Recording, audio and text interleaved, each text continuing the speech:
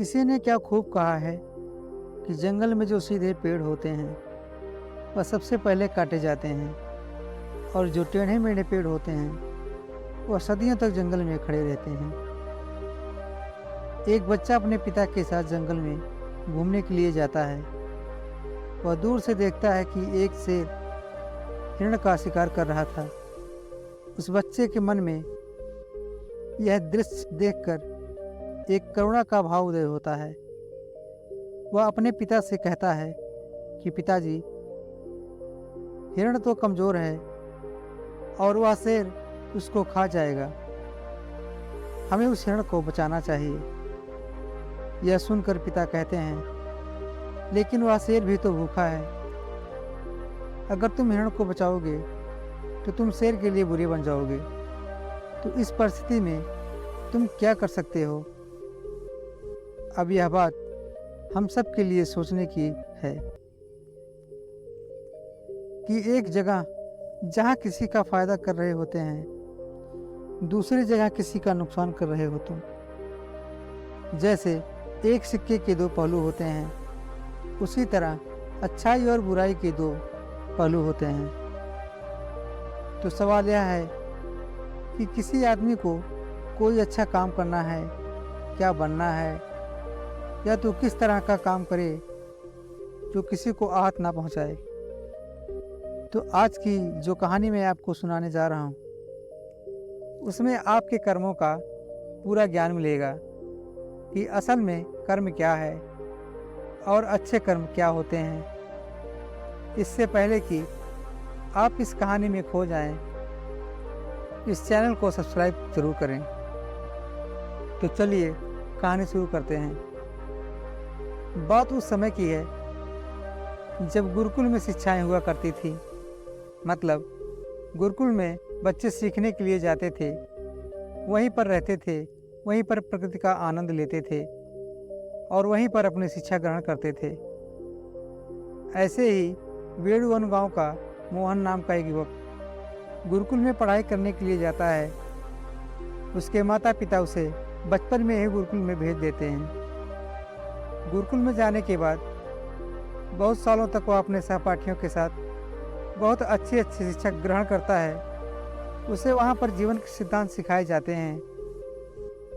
उनमें से एक सिद्धांत यह सिखाया जाता है कि हमेशा भलाई का काम करो, अच्छा काम करो, सबकी मदद करो।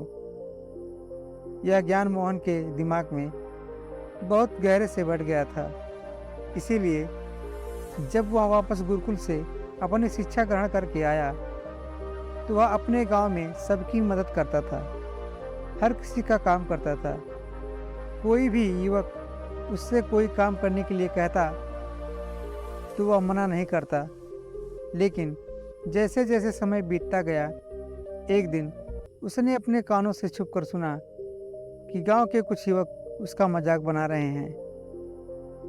वह सब कह रहे हैं कि इसका फ़ायदा उठाकर इसके मज़े लो, उसका लाभ उठाओ। जितना हो सके वह किसी के काम को मना नहीं करता, कुछ दूसरों का काम करने के लिए अपना काम भी छोड़ देता है। बताओ कितना मूर्ख है।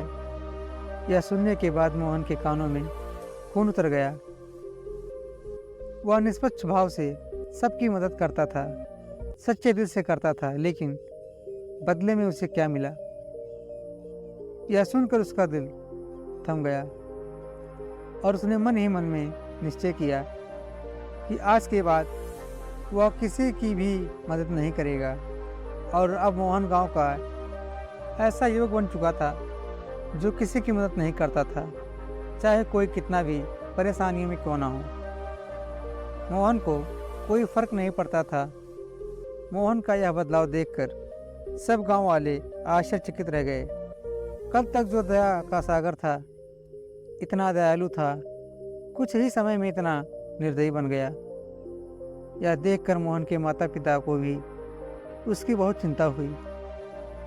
उन्होंने अपने बेटे से पूछा कि बेटा, ऐसी क्या बात हो गई है, तुम इतना क्यों बदल गए हो? तो मोहन ने कहा, इस ज़माने में किसी की भी भलाई करो तो कुछ हासिल नहीं होता। यह बात मैं महसूस कर चुका हूँ। मैंने जीवन में जितनी भी गुरुकुल की शिक्षा ग्रहण की है, बहुत सारी शिक्षाएं बेकार चली गईं, क्योंकि यह संसार किसी का नहीं है। क्या सच्चे दिल से कोई किसी की मदद करे उसको बेवकूफ़ समझा जाता है। और यह कहते कहते मोहन वहीं पर रोने लगा और उसके बाद मोहन बहुत परेशान रहने लगा। उसके माता पिता पहले वाला मोहन चाहते थे, वही मोहन चाहते थे जो सब लोगों की मदद करता था, लेकिन उनका बेटा कहीं दूर निकल चुका था। दिन ब दिन हालत भी गंभीर हो गई। एक दिन उसके माता पिता को पता चला कि पड़ोस के गांव में एक बौद्ध भिक्षु आया हुआ है और वह मानव स्वभाव के बारे में बहुत सारी बातें बता सकता है। इसीलिए मोहन के माता पिता मोहन को लेकर उस बौद्ध भिक्षु के पास पहुंचते हैं। जब वह उस गांव में घुसते हैं तो एक औरत एक बौद्ध भिक्षु को बहुत जला कटा सुना रही थी। उसको कह रही थी कि इनको शर्म नहीं आती, भीख मांगने के लिए आ जाते हैं। सुबह सुबह अपना काम तो नहीं करते, दरवाजे पर आकर खड़े हो जाते हैं। पता नहीं ऐसी क्या बात है, लेकिन बौद्ध भिक्षु तो भिक्षा मांग कर ही खाते हैं। उन्हें तो सब कुछ सहना पड़ता है। इसीलिए वह बौद्ध भिक्षु एकदम शांत खड़ा हुआ था। उसमें क्रोध का भाव तिनका मात्र भी नहीं था।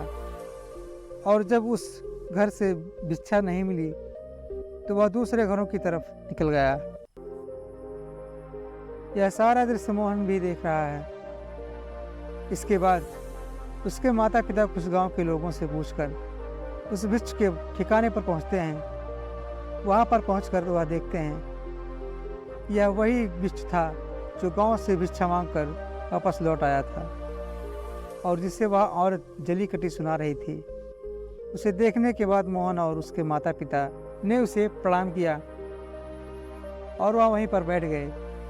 उसके बाद मोहन के माता पिता ने सारी परिस्थितियों से बयां करती उन्होंने अपने बेटे का जिक्र करते हुए बताया, यह हमारा बेटा पहले बहुत दयालु हुआ करता था, सबकी मदद करता था, लेकिन अचानक पता नहीं ऐसा क्या हुआ कि किसी की भी मदद नहीं करता। उसके सामने मर भी रहा होता तब भी यह बिल्कुल उसे पानी भी नहीं पिलाता। दोस्तों, कहानी अच्छी लगी हो तो वीडियो को एक लाइक जरूर कीजिएगा। धन्यवाद।